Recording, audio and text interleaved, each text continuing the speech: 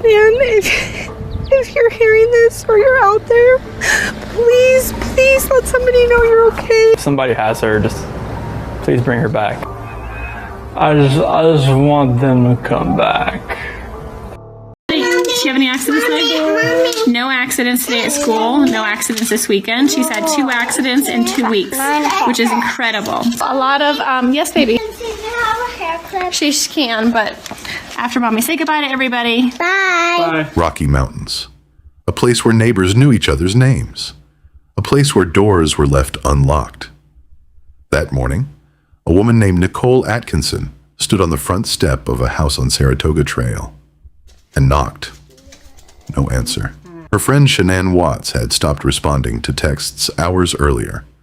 Her car was in the driveway.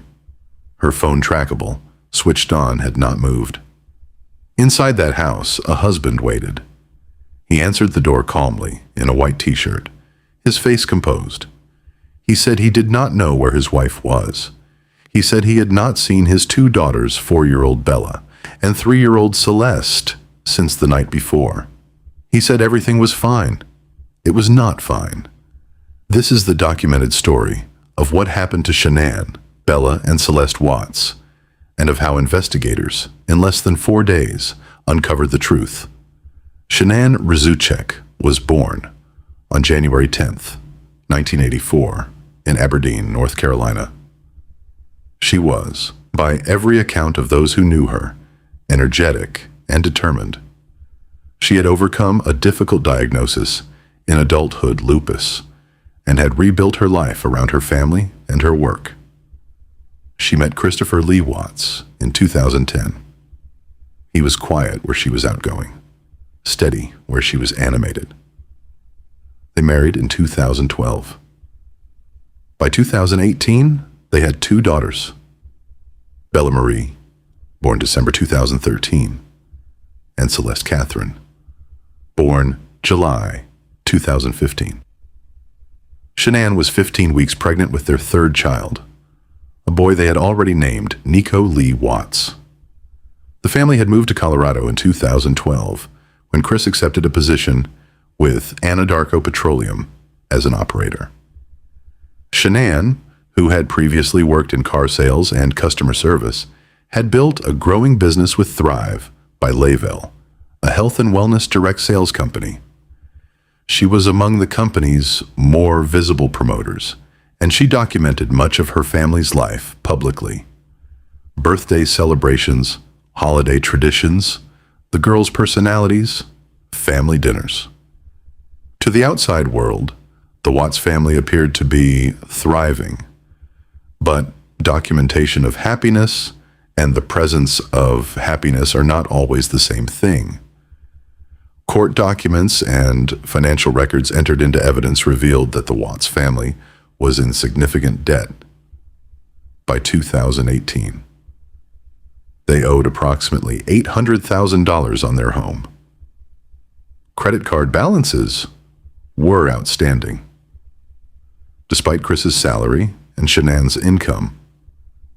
From her Thrive business, the family was, according to court filings, effectively insolvent.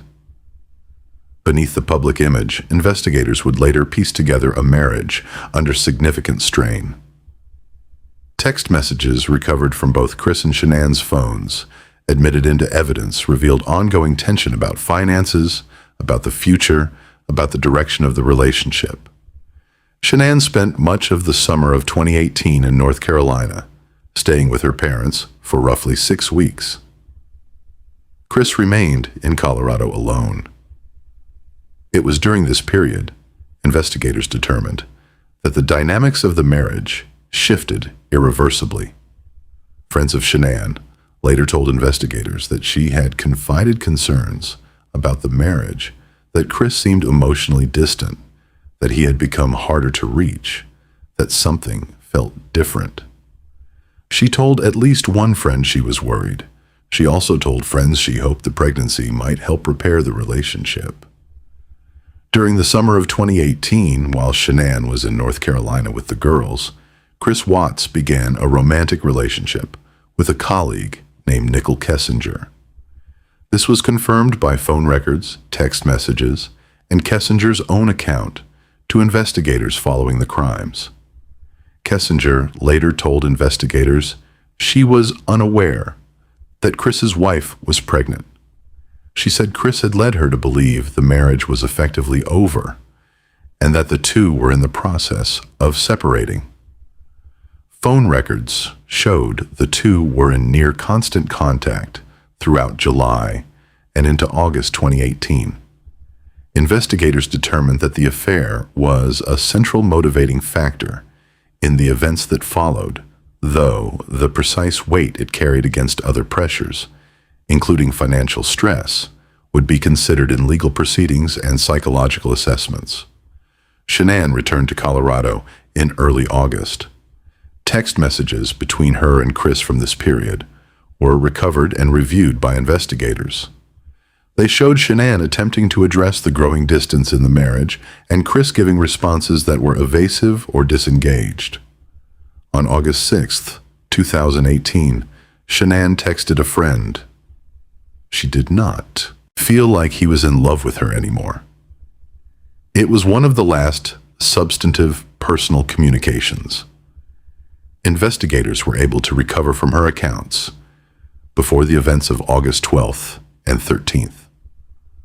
On August 10th, 2018, Shanann Watts flew to Scottsdale, Arizona for a work conference with Thrive by Lavelle. She attended the event with colleagues, several of whom later spoke to investigators. Surveillance footage from the hotel confirmed her presence and movements. During the conference, Shanann told colleagues she was concerned about her marriage. According to investigators' interviews with attendees, she was visibly emotional at points and had discussed the possibility that Chris might want to separate. She also confirmed she was 15 weeks pregnant. Chris, meanwhile, spent the weekend in Colorado. He exchanged messages with Kessinger. He also made a visit to the property owned by Anadarko Petroleum, where he worked an oil field site called Survey 319, located in Weld County, roughly 40 miles from their home. The significance of this visit would become clear later. On the night of August 12th, Shanann boarded a flight back to Denver. Her colleague, Nichol Atkinson, drove her home from the airport, dropping her off at approximately 1:48 a.m. on the morning of August 13th, 2018. Security camera footage from a neighbor's home captured Shanann walking to her front door and entering. It was the last time she was seen on camera. Bella and Celeste were asleep inside the house. Chris Watts was awake, waiting. By mid-morning on August 13th, Nichol Atkinson had been unable to reach Shanann by phone. This was unusual. Shanann had a prenatal appointment that morning. She had not shown up, and she was not responding to calls or texts. Atkinson drove back to the house. Shanann's car was there. The blinds were drawn. She knocked. No answer. She contacted the Frederick Police Department. Officer Scott Coonrod responded to the welfare check at approximately 1:40 p.m. His body camera recorded the encounter. Chris Watts answered the door. He appeared composed, if not entirely calm. He told the officer he had not seen Shanann since she had returned home in the early hours of the morning. He said the girls were not at home, that they had gone with Shanann somewhere, though he didn't know where. Officer Coonrod noted that Chris's demeanor was unusual. He was not visibly distressed. He offered information in a way that struck the officer as rehearsed rather than panicked. Later that afternoon, Chris Watts agreed to speak to a local news crew outside his home. He said he wanted his family to come back. He said he hoped there was a happy ending. His tone struck investigators and viewers as incongruous with that of a man whose wife and children were missing. Inside the house, Shanann's phone, her purse, and her medication, which she required daily for her lupus, were found untouched. Investigators noted this immediately. Shanann Watts, would not have left voluntarily without her medication. By the evening of August 13th, investigators had obtained surveillance footage from a neighbor's camera. It showed Chris Watts's truck departing the home at approximately 5:15 a.m., before the girls would have been woken for a normal day. The truck was loaded with items. No children were visible entering the vehicle. Phone records obtained by investigators showed activity between Chris and Nichol Kessinger throughout the day, messages exchanged while police were at his home, while he was speaking to neighbors, while Shanann's family was being notified she was missing. Investigators contacted Anadarko Petroleum and confirmed that Chris Watts had entered the Survey 319 oil field site in Weld County on the morning of August 13th. GPS records from the company vehicle and badge access logs confirmed the time and location.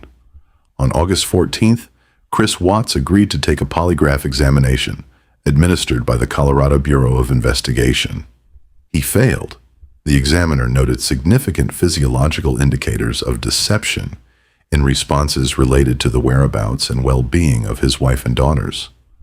Following the polygraph, investigators confronted Chris Watts with some of what they had found. In a lengthy interview conducted on August 15th, he told investigators a false account claiming Shanann had harmed the girls and that he had reacted. This account was contradicted by physical evidence and was later abandoned. Law enforcement placed Chris Watts under arrest. On August 15th, 2018, he was charged with the murders of Shanann, Bella, and Celeste Watts, and with unlawful termination of a pregnancy for the death of Nico. On August 16th, 2018, investigators returned to the Survey 319 oil field site in Weld County.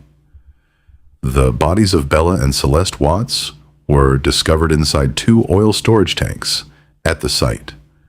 Shanann's remains were found buried in a shallow grave nearby. Nico, who had not yet been born, was lost with her. Bella was 4 years old. Celeste was 3. Shanann was 34. Medical examiners determined the manner of death for all 4 victims was homicide. The autopsy findings were entered into the court record and form part of the basis for the charges against Chris Watts. Shanann's parents, Frank and Sandra Razuchek, were notified by investigators. Her brother Frankie, who had been publicly pleading for information since the day the family was reported missing, was also told. Christopher Watts was charged with 9 counts in total, including first-degree murder after deliberation, first-degree murder with extreme indifference, and first-degree murder of a child under 12 by a person in a position of trust. On November 6th, 2018, Chris Watts appeared in Weld County District Court and entered guilty pleas on all counts. Under the terms of the plea agreement, prosecutors agreed not to seek the death penalty. The plea spared the Razuchek family a lengthy trial. On November 19th, 2018, Judge Marcelo Kopkow sentenced Christopher Watts to 5 consecutive life sentences without the possibility of parole, plus an additional 84 years for the remaining charges. Chris Watts was transferred to Dodge Correctional Institution in Wisconsin. He has given several interviews since his incarceration, including a revised account provided to the FBI in February 2019, which investigators considered more accurate than his initial statements. He has no avenue for parole. Shanann's parents, Frank and Sandra Razuchek, established the Shanann, Bella, Celeste, and Nico Watts Foundation, a charitable organization focused on domestic violence awareness and support for families in crisis. They have spoken publicly on multiple occasions about their daughter and granddaughters. The case prompted renewed discussion among criminologists and domestic violence advocates about the danger period of pregnancy statistically documented as among the highest risk times for intimate partner violence. A review of FBI data found that homicide is one of the leading causes of death for pregnant women in the United States. a fact that received wider attention in the aftermath of this case. Investigators, including Detective Dave Baumhover of the Frederick Police Department and agents from the Colorado Bureau of Investigation, have been recognized for the speed and thoroughness of the investigation, a case that moved from missing persons report to arrest in under 72 hours. Shanann Watts loved her daughters. She documented it constantly, freely, because she was proud of them and of who they were becoming. Bella was curious and talkative. Celeste was energetic and stubborn in the way that 3-year-olds are. Shanann wrote about them with joy. They deserved to grow up. That is the only conclusion that matters.